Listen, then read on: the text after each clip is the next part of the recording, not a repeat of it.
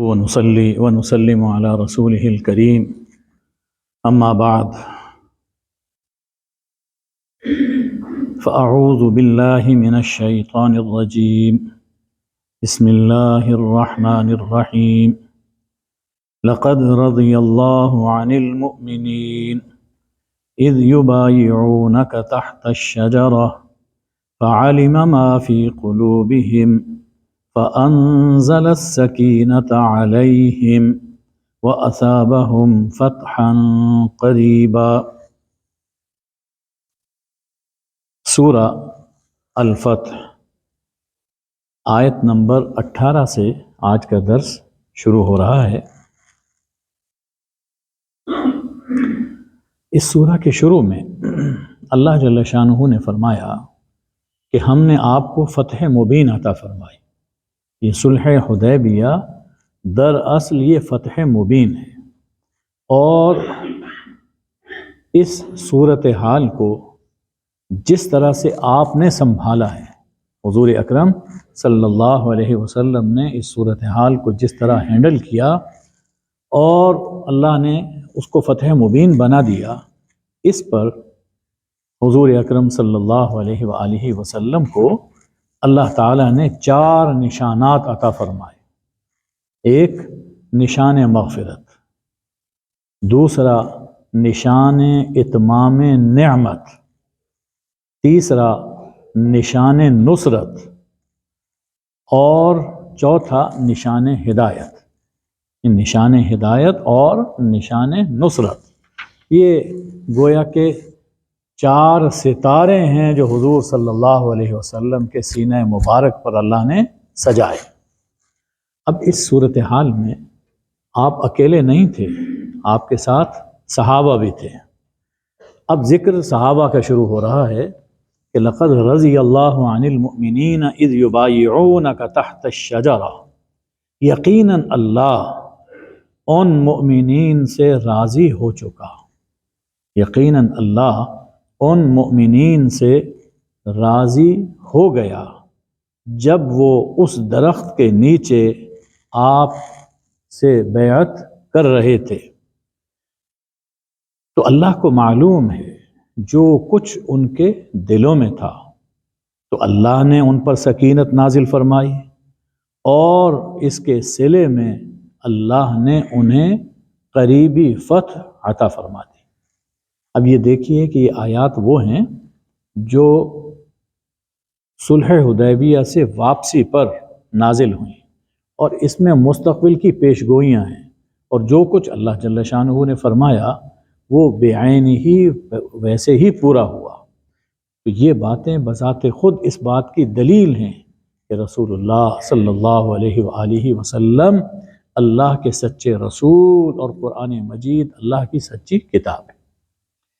اس آیت کے آغاز میں اللہ نے اپنی خوشنودی کا پروانہ، یا ہم کہہ لیجئے کہ تمغہ رضا صحابہ کے سینوں پر اللہ نے لگا دیا۔ اللہ نے تمغہ رضا ان کو عطا فرمایا کہ میں تم سے راضی ہو گیا۔ یہ اللہ کی رضا مل جانا یہ بہت بڑی بات ہے۔ ہم اس دنیا میں جتنی بھی عبادتیں کر رہے ہیں موت تک، ان سب عبادتوں سے مقصود صرف یہ ہے کہ ہمارا مالک ہم سے راضی ہو جائے۔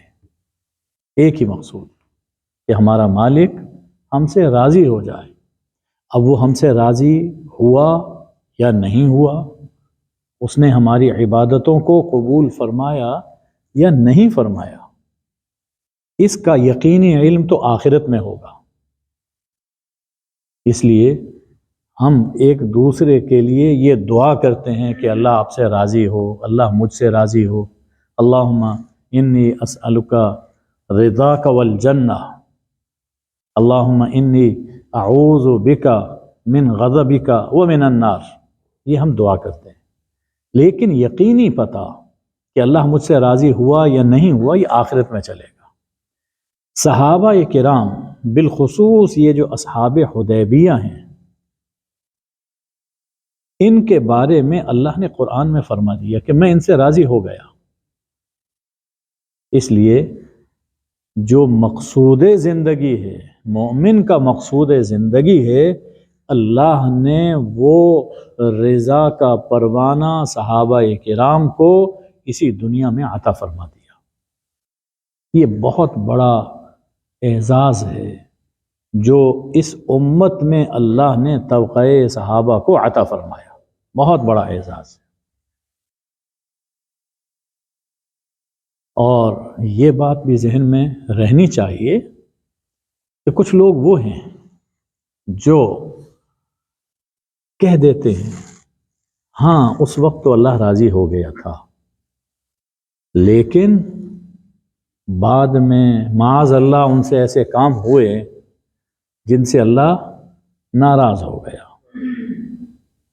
وہ پروانہ رضا، سند رضا اللہ نے ان سے واپس لے لی، اور پھر صحابہ کرام پر طعن و تشنیع کا آغاز کر دیتے ہیں، یہ ہوا، یہ ہوا، یہ ہوا، یہ سب باتیں۔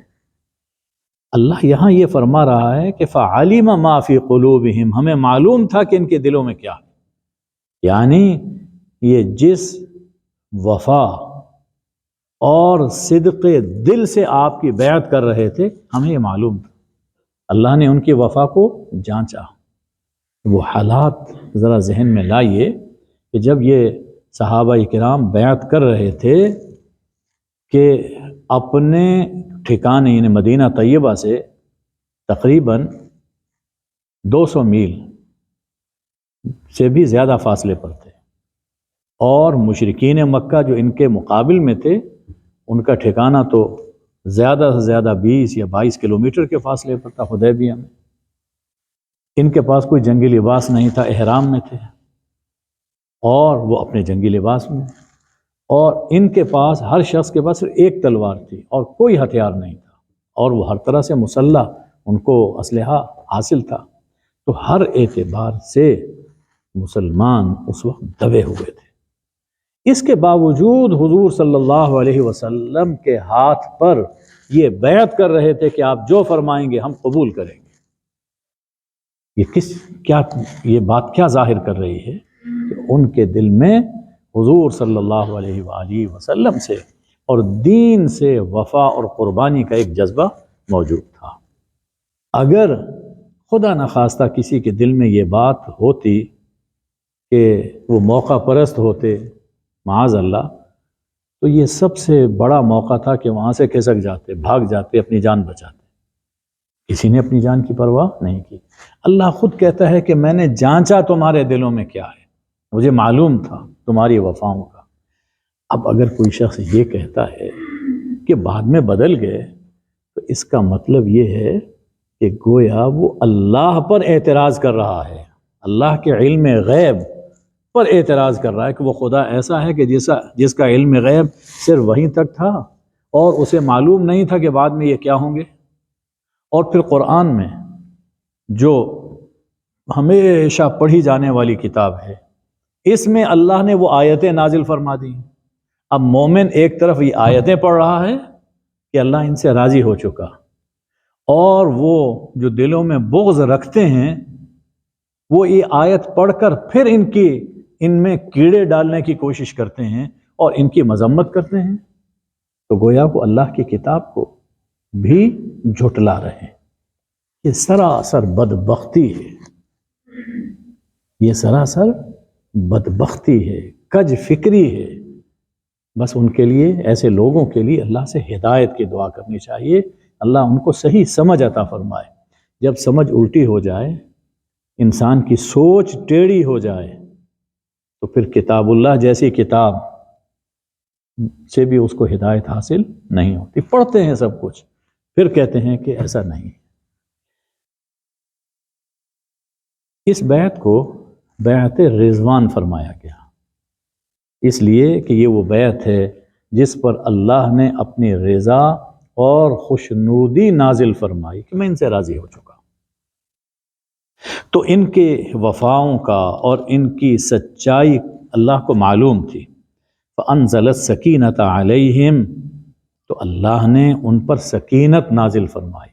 سکینت، یہاں سکینت سے مراد لفظی معنی تو ایک سکون، اطمینان ہے، لیکن اس سکون سے مراد ہے یہاں جذبہ اطاعت۔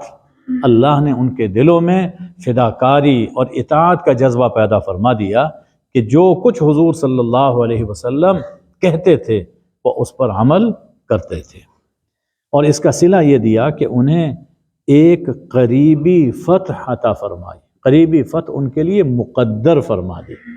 جو ذوالقعدہ میں یہ عمرے کے لیے تشریف لائے ہیں اور صلح حدیبیہ ہوئی ہے جی ذوالقعدہ سن 6 میں، تو ذوالقعدہ، ذوالحجہ اور محرم، یہ 3 اشہر حرم گزرتے ہیں، تو سفر کے مہینے میں حضور صلی اللہ علیہ وسلم نے خیبر کا ارادہ فرمایا، اور اللہ نے یہ جو فتح قریب ہے، قریبی فتح عطا فرمائی، اس سے مراد وہی فتح خیبر ہے۔ اور ومغانم کثیرہ یأخذونہا، اور بہت سے اموال غنیمت اللہ نے عطا فرمائے جو یہ صحابہ جو یہاں جن کا ذکر ہوا ہے جو یہ حاصل کریں گے۔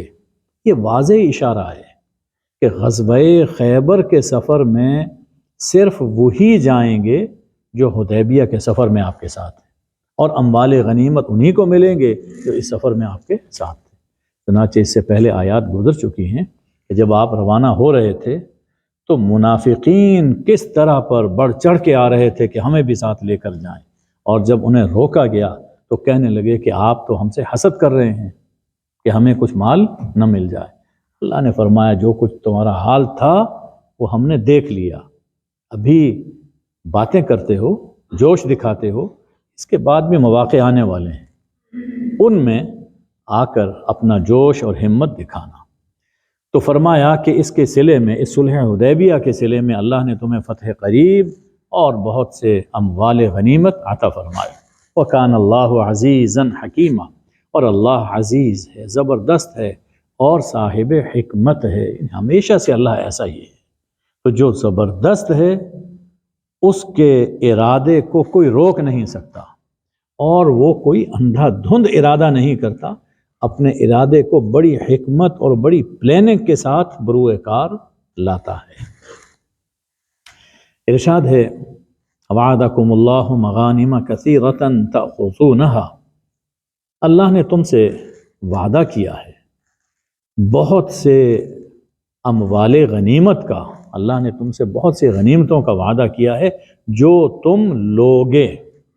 ایک تو ہے فتح خیبر اور غنیمت خیبر، اس کے علاوہ اللہ فرماتا ہے کہ ہم نے تم سے اور بہت سی غنیمتوں کا ہم وعدہ کر رہے ہیں جو تم حاصل کرو گے۔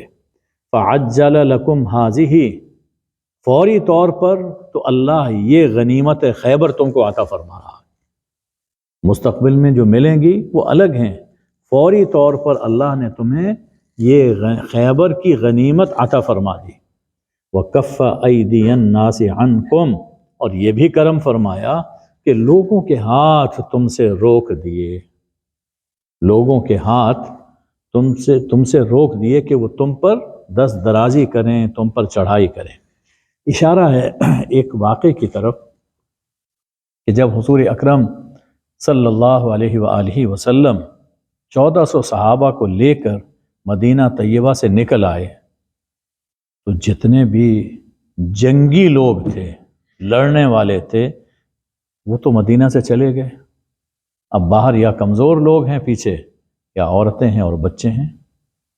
تو اب یہود کے دل میں خیال آیا کہ موقع بڑا اچھا ہے، منافقین کے دلوں میں بھی یہ باتیں آئیں کہ مسلمانوں پر چڑھائی کر دو، وہ تو وہاں پر ہے، فوری طور پر تو واپس نہیں آیا جا سکتا، آج کل کی طرح نہیں ہے کہ مکہ سے مدینہ 4 گھنٹے میں انسان پہنچ جائے گا، 8 دن کا سفر ہوا کرتا تھا۔ تو پیچھے رہنے والے کمزور مسلمانوں اور عورتوں پر اٹیک کر دیا جائے، لیکن اللہ فرماتا ہے کف ایدی الناس عنکم، اللہ نے ان کے ہاتھوں کو تم سے روکے رکھا۔ کافی لمبا سفر تھا اور کافی دن تھے یہ، لیکن اللہ نے ان کے ہاتھوں کو روک دیا، یعنی ان کے دلوں میں ایسا رعب ڈال دیا کہ سوچنے کے باوجود ان کے ہاتھ تمہاری جانب اٹھنے نہیں پائے۔ یہ اللہ کا ایک بڑا کرم ہے، یہاں مصروف ہیں اور اللہ گھروں کی حفاظت فرما رہا ہے۔ تو ارشاد ہے کہ ایک تو اللہ نے فوری طور پر تمہیں یہ غنیمت خیبر عطا فرمائی، اور دوسری چیز کہ دشمن کے ہاتھوں کو تم سے روکے رکھا۔ یہ سب کس لیے ہوا؟ یہاں ایک لفظ معذوف ہے کہ لتشکرو، تاکہ تم اللہ کا شکر کرو، تاکہ تم اللہ کا شکر کرو کہ اس نے کرم کیا۔ اب شکر کی کیا صورت ہے؟ کہ اللہ کے دین کے لیے پہلے سے بڑھ کر کام کرو اور یقین جانو کہ اللہ تمہاری مدد فرمائے گا۔ چنانچہ ارشاد ہے کہ وَلِتَكُونَ آیَةً لِلْمُؤْمِنِينَ، تاکہ تم شکر کرو اور تاکہ یہ یعنی فوری غنیمت اور دشمن کے ہاتھوں کو روکنا یہ مؤمنین کے لیے ایک نشانی بن جائے، نشانی اس بات کی کہ اللہ تمہاری تائید اور نصرت فرمائے گا اگر تم اللہ کے رسول صلی اللہ علیہ وسلم کی اطاعت کرتے رہے، اور اسی طرح نشانی حضور اکرم صلی اللہ علیہ وسلم کی صداقت کی بھی اور دین کی عظمت کی۔ وَيَهْدِيَكُمْ صِرَاطًا مُسْتَقِيمًا، اور اس لیے اللہ نے یہ سب کچھ کیا تاکہ اللہ تمہیں سیدھی راہ پر اللہ تمہیں چلاتا رہے، اسی راہ پر تمہیں قائم رکھے۔ صراط مستقیم تو پہلے سے حاصل تھی، لیکن اس راستے پر قائم رہنا یہ اللہ کا کرم ہے کہ کہیں تم دائیں بائیں بھٹکنے نہیں پاؤ گے۔ اور اسی طرح صراط مستقیم میں یہ بھی شامل ہے کہ یہ سب کچھ جو حاصل ہوا یہ اس لیے حاصل ہوا کہ تم نے اللہ پہ بھروسہ کیا، اپنے معاملات اللہ کے سپرد کر دیے، تو اللہ تمہیں اسی توکل اور تفویض کی راہ پر قائم رکھنا چاہتا ہے۔ اس سے یہ سبق ملتا ہے، ہمیں یہ سبق ملتا ہے کہ بظاہر حالات کیسے ہی ہوں، اگر اللہ اور اس کے رسول صلی اللہ علیہ وآلہ وسلم کی بات مانی جائے، ہمارے دور میں قرآن پر اور سنت پر چلا جائے تو اللہ کی مدد حاصل ہوتی ہے۔ اس کے بعد ارشاد ہے کہ وَأُخْرَى لَمْ تَقْدِرُوا عَلَيْهَا قَدْ أَحَاطَ اللَّهُ بِهَا، فرمایا تھا کہ بہت سی غنیمتوں کا اللہ وعدہ کر چکا ہے جو تم حاصل کرو گے، اور کچھ اور غنیمتوں کا اللہ نے تم سے وعدہ کیا۔ دیکھیے اللہ کس طرح سے نواز رہا ہے۔ کچھ اور غنیمتوں کا اللہ نے وعدہ کیا ہے جس پر ابھی تم قادر نہیں ہو، جو ابھی تمہارے بس میں نہیں ہیں۔ اللہ ان غنیمتوں کو اللہ نے گھیر لیا ہے۔ بڑا عجیب لفظ ہے، قد احاط اللہ بہا، اللہ کے علم میں ہے اور اللہ کے گھیرے میں، یعنی وہ غنیمتیں ضائع نہیں ہو سکتی، تمہارے ہاتھ سے نکل نہیں سکتی۔ یہ اشارہ ہے فتح مکہ کی جانب۔ فتح مکہ یعنی کہاں وہ مقام کہ مکہ میں داخل ہونے کی اجازت نہیں، اور کہاں یہ بات فرمائی جا رہی ہے مکہ بھی عنقریب تمہاری گود میں آ گرے گا۔ سبحان اللہ، یہ اللہ ہی ہے کہ اللہ نے کچھ اور غنیمتوں کا وعدہ کیا ہے جن پر تم ابھی قادر نہیں ہو، تم تو ابھی داخل بھی نہ ہو پائے، لیکن وہ اللہ کے گھیرے میں ہے، اللہ نے اسے گھیر لیا ہے۔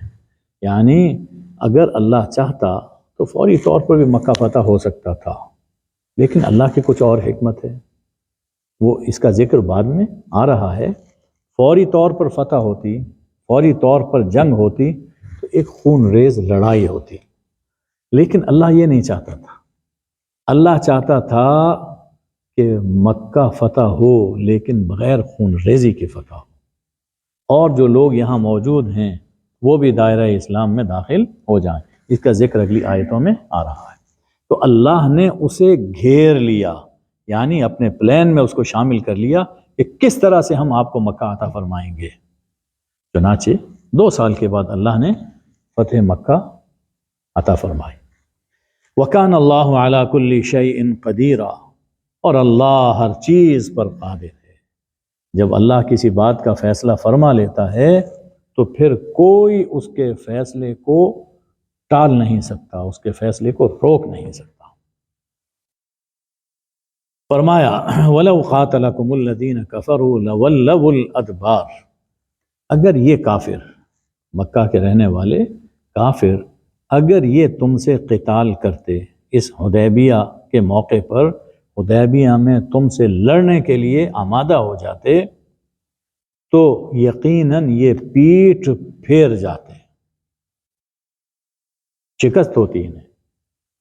اللہ فرماتا ہے کہ اگر یہ لوگ قتال کرتے، یقینی طور پر ہارتے، پیٹھ دکھاتے، اور ایسی شکست ہوتی کہ ثم لا یجدون ولیا ولا نصیرا، پھر یہ کسی کو اپنا مددگار اور اپنا کارساز نہ پاتے، کوئی ان کی مدد نہ کر سکتا، مکمل ان کو شکست ہوتی۔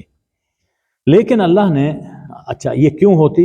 سنت اللہ التی قد خلت من قبل، یہ اللہ کی وہ سنت ہے، اللہ کا وہ طریقہ ہے جو پہلے سے چلا آ رہا ہے۔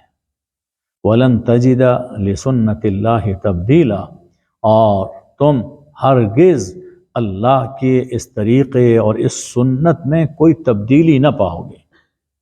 اللہ نے قرآن پاک میں یہ فرمایا کہ جو میرے انبیاء سے ٹکراتا ہے، میرے رسولوں سے جو ٹکراتا ہے، تو میرا وعدہ ہے کہ لَأَغْلِبَنَّ أَنَا وَرُسُلِي، کہ میں اور میرے رسول یقیناً غالب آئیں گے، اور میں ان کو ذلیل اور رسوا کروں گا۔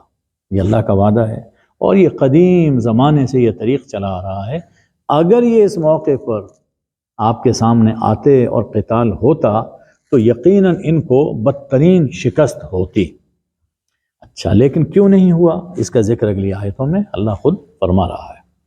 پھر دیکھو کہ اللہ کیسی قدرت رکھتا ہے، اس نے کیسا کرم کیا کہ وَهُوَ الَّذِي كَفَّ أَيْدِيَهُمْ عَنْكُمْ وَأَيْدِيَكُمْ عَنْهُمْ بِبَطْنِ مَكَّةَ مِنْ بَعْدِ أَنْ أَظْفَرَكُمْ عَلَيْهِمْ، وہی تو ہے کہ جس نے ان کے ہاتھ تم سے روکے رکھے اور تمہارے ہاتھ ان سے روکے رکھے وادی مکہ میں، جی صحن مکہ میں اور وادی مکہ میں حدیبیہ میں روک دیے، جبکہ تمہیں ان پر غلبہ عطا فرما چکا تھا۔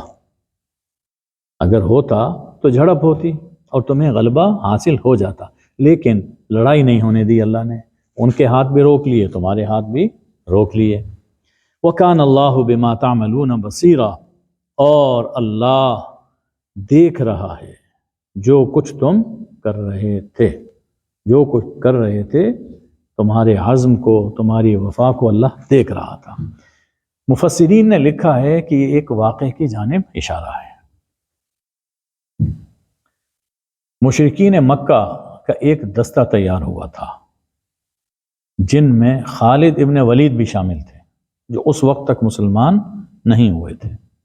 یہ 80 افراد کا دستہ تھا جو تنعیم سے بڑھا حدیبیہ کی جانب، اور ارادہ ان کا یہ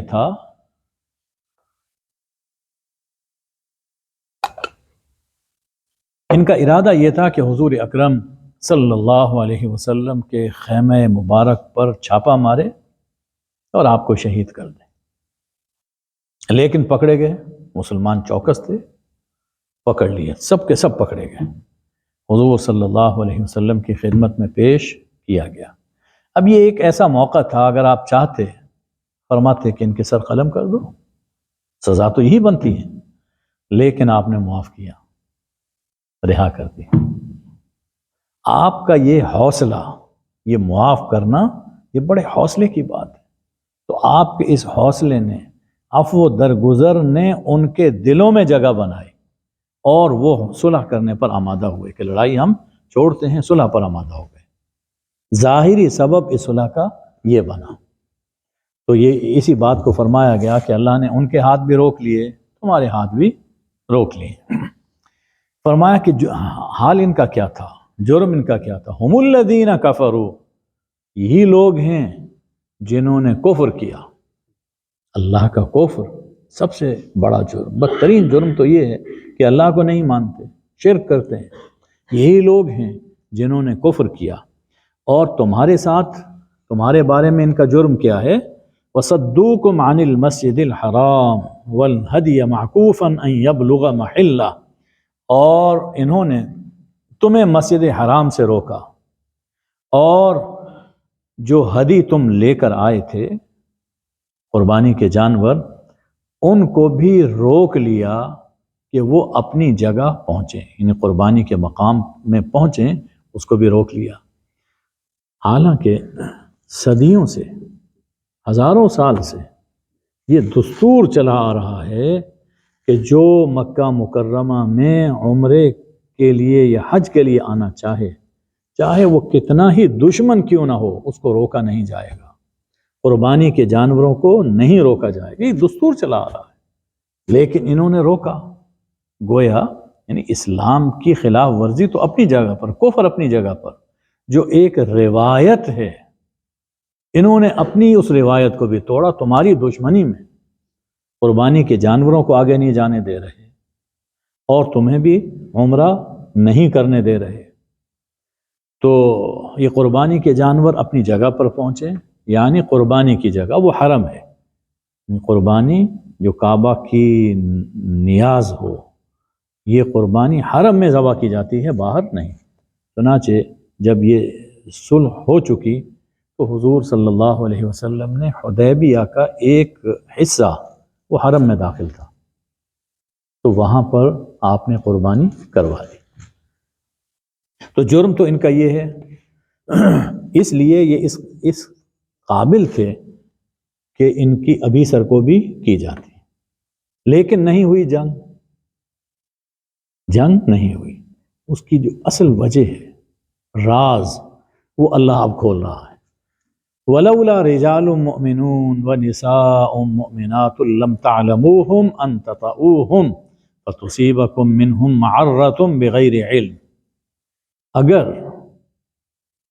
کچھ مومن مرد اور کچھ مومن عورتیں نہ ہوتی جنہیں تم نہیں جانتے، تمہیں معلوم نہیں ہے کہ کون لوگ ہیں جو مکہ میں ہیں، لیکن اپنی کمزوری کی وجہ سے وہ ایمان کا اظہار نہیں کر پا رہے، دل سے وہ مومن ہیں، یا ایسے کمزور ہیں مومن ہونے کے باوجود وہ وہاں سے ہجرت نہیں کر رہے کہ مشرکین نے ان کو گھیرا ہوا ہے، تو فرمایا کہ اگر یہ مومن مرد اور عورتیں وہاں مکہ میں نہ ہوتی جن کے ایمان کو تم نہیں جانتے، اللہ کو معلوم ہے، اور جنگ ہوتی تو تم انہیں رگید دیتے، انہیں پامال کر دیتے، اپنی نادانستگی میں لا علمی میں تم انہیں پامال کر دیتے، اپنے خیال میں تو تم کافروں کو مار رہے ہوتے، لیکن وہ مومن تھے۔ فَتُصِيبَكُم مِّنْهُمْ مَعَرَّةٌ، تو اس کے نتیجے میں تم پر حرف آتا، تم خرابی میں مبتلا ہوتے۔ ایک تو یہ ہے کہ مومن مارے گئے، اور دوسرا مشرکین جو جانتے ہیں کہ یہ مومن تھے، وہ کیا کہتے کہ یہ لوگ تو عجیب ہیں، یہ جنگ میں اپنے اور پرائے کا فرق نہیں کرتے، ہمیں تو مارنا تھا مار دیا، لیکن انہوں نے تو اپنے لوگوں کو بھی مار دیا۔ اگر یہ بات نہ ہوتی تو اللہ ابھی جھڑپ کروا دیتا اور ابھی تمہیں فتح عطا فرما دیتا۔ اس وجہ سے اللہ نے تمہیں اس موقع پر، حدیبیہ کے موقع پر جنگ نہیں ہونے دی۔ آگے بڑھنے سے پہلے اس پر غور کیجئے کہ وہ مومن ہیں، وہ مومن مرد اور عورتیں جن کا ایمان معلوم نہیں ہے، ان کی جان بھی اللہ کے یہاں کتنی عزت اور حرمت رکھتی ہے۔ حضور صلی اللہ علیہ وآلہ وسلم مدینہ سے وہاں پہ آتے ہیں اور عمرہ نہیں کر پاتے، قربانی کے جانور وہاں ذبح ہوتے ہیں، اور دبی ہوئی شرائط پر صلح کی جا رہی ہے۔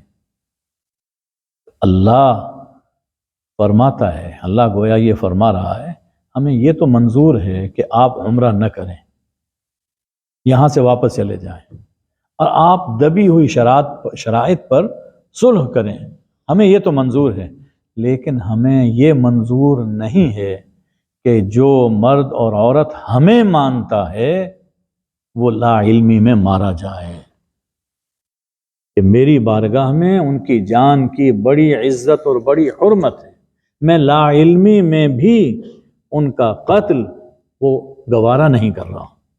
حضور صلی اللہ علیہ وسلم واپس چلے جائیں، صلح ہو جائے، سب کچھ ہو، لیکن ان کی خون ریزی، ان کی جان، اور یہ میں گوارا نہیں کر رہا کہ ان کی جان یوں پامال ہو۔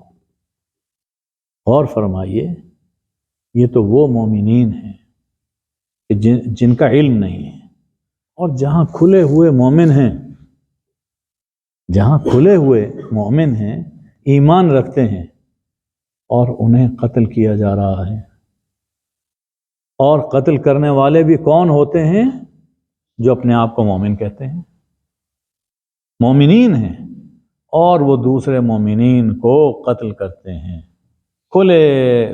یعنی کھلے ایمان والے مومنین کو قتل کرتے ہیں، تو اللہ کی نصرت کیسے حاصل ہو سکتی ہے؟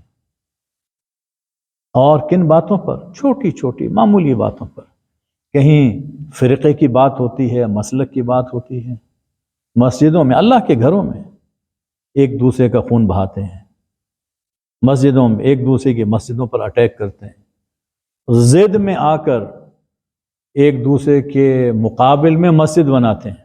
اب ایک ہی گلی ہے، ایک نے مسجد بنائی تو اسی گلی میں دوسرا بھی مسجد بنا رہا۔ جامع مسجد، جامع کا مطلب یہ ہے کہ وہ مسجد جو سب کو جمع کرنے والی ہے، لیکن مقابل میں مسجد بنائی جائے گی کہ امت مسلمہ کو جمع نہیں بلکہ توڑ دیا جائے، جوڑا نہیں جائے، توڑا جائے۔ جمعہ کا تو مقصد ہی یہ ہے کہ سب کو اکٹھا کیا جائے، اور یہ ادھر 250 200 آدمی ادھر بیٹھے ہیں، 150 200 آدمی ادھر بیٹھے ہیں، جمعے کی نماز ہو رہی ہے۔ یہ اسلام کی حکمت کے سراسر خلاف ہے، اللہ کے فرمان کے سراسر خلاف ہے۔ کھلے ایمان والے مومنوں کو قتل کرنا، دنیاوی مقاصد کے لیے قتل کرنا، بہت بڑا ظلم ہے، بہت بڑا ظلم ہے۔ ایک تو یہ حکمت ہے کہ لا علمی میں مومن مرد اور عورتیں پامال ہو جائیں گی، ماری جائیں گی۔ دوسری حکمت یہ بیان فرمائی کہ اللہ نے کچھ لوگوں کی قسمت میں اپنی رحمت لکھی ہوئی ہے، اللہ نے کچھ لوگوں کے مقدر میں یہ لکھا ہے کہ وہ اس کی رحمت میں داخل ہوں گے، یعنی اسلام قبول کریں گے، اور ابھی وہ مرحلہ آیا نہیں، تو اس لیے اس موقع پر جنگ نہیں ہوئی۔ لِيُدْخِلَ اللَّهُ فِي رَحْمَتِهِ مَن يَشَاءُ، تاکہ اللہ اپنی رحمت میں جسے چاہے داخل فرما دے، جو اسلام، جن کے مقدر میں اسلام کا نور ہے، اسلام کی رحمت ہے، وہ اسلام قبول کر لیں۔ تو دو وجہ تھیں یہ جس کی وجہ سے اللہ نے حدیبیہ میں جنگ نہیں ہونے دی۔ ہمیں بھی اس کا خیال رکھنا چاہیے، یعنی ہمارے ہاں بس ایک ہی شیوا ہے، یہ فلاں کافر ہے، کھلا کافر ہے، وہ اس سے بات کر لی تو تم مومن نہیں رہے۔ وہ اللہ کے بندو، ذرا سوچو، اللہ نے تو تمہیں امت بنایا، تمہیں ایمان دیا تاکہ تم آگے لوگوں تک پہنچاؤ، اور ہم کیا کہتے ہیں؟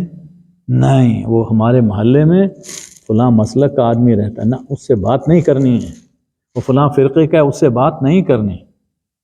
جو ہمسائے کے حقوق ہوتے ہیں، یہ ذہن میں رہے کہ ہمسائے کے حقوق صرف مومنین کے لیے نہیں ہیں، اگر پڑوس میں کوئی کافر بھی رہتا ہے، ہمسایہ وہ بھی ہے، اس کے بھی حقوق۔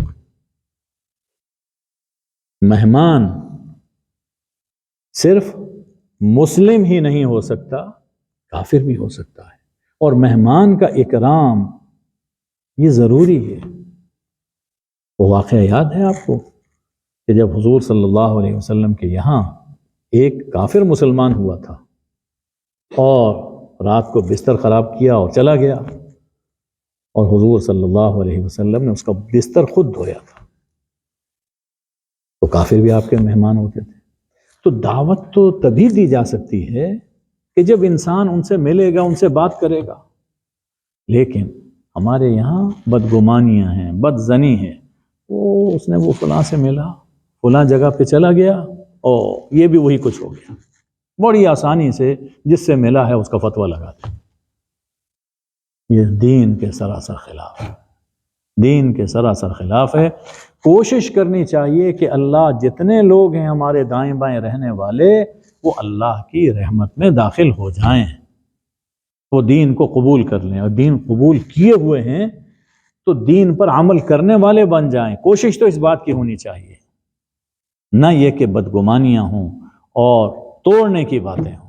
یہ دیکھیے قرآن مجید کیا چیز فرما رہا، فرمایا کہ لو تزیلوا لعذبنا الذین کفروا منہم عذابا علیما۔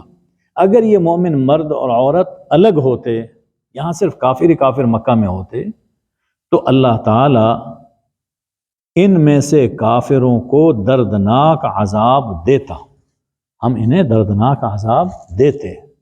لیکن ان مومن غیر معلوم، نامعلوم مومن مردوں اور عورتوں کی وجہ سے ہم نے ابھی ان کو سزا نہیں دی اور جنگ ان پر مسلط نہیں کی۔ ہم عذاب دیتے، اذ جعل الذین کفروا فی قلوبہم الحمیۃ حمیۃ الجاہلیہ، کہ جب ان کافروں نے اپنے دلوں میں ایک ضد پیدا کر لی تھی، جاہلی ضد، جاہلی تکبر جب انہوں نے اپنے دلوں میں پیدا کر لیا تھا، یعنی آپ وہ شرائط صلح آپ پڑھیے، اس میں سراسر جاہلیت ٹپک رہی ہے۔ آپ کے ساتھ کوئی آدمی آیا ہے اور یہاں رہنا چاہے اور آپ نہیں روکیں گے، یہاں کا کوئی آدمی آپ کے ساتھ جانا چاہے آپ نہیں لے جائیں گے، اس سال آپ نہیں ہیں، یعنی 20 میل کے فاصلے پر موجود ہیں، عمرہ نہیں کر سکتے، لیکن 200 250 میل کے فاصلے سے پھر چل کر آئیں اور عمرہ کریں اور یہ کریں اور یہ کریں۔ کیوں؟ اس لیے کہ اگر آپ کو اس وقت ہم عمرہ کرنے دے دیں، ہماری ناک کٹ جائے گی، ہماری ناک، قریش اتنا بڑا قبیلہ، یہ چند لوگ آئے اور ان کی آنکھوں کے سامنے عمرہ کر کے چلے گئے اور یہ کچھ نہیں کر سکے، ہماری ناک کٹ جائے گی۔ یہ جو ناک کٹنے کا خیال ہے، جی ناک کٹنے کا خیال ہے، یہ ہے جاہلی حمیت، اس کی وجہ سے خیر سے رک جانا۔ اب مجھے ایک بات یاد آ گئی، میرے شیخ ہیں، میں نے ان کے ہاتھ پر بیعت کی تھی، حضرت شیخ الحدیث مولانا محمد زکریا رحمۃ اللہ علیہ۔ تو انہوں نے اپنی آپ بیتے میں لکھا کہ بیٹیوں کی شادی ہم نے کی، اور کیسے نسبت طے تھی، یہ جو تبلیغ جماعت کے دوسرے امیر تھے مولانا انعام الحسن، تیسرے مولانا انعام الحسن، یہ حضرت کے داماد بھی تھے، تو ان سے رشتہ طے تھا۔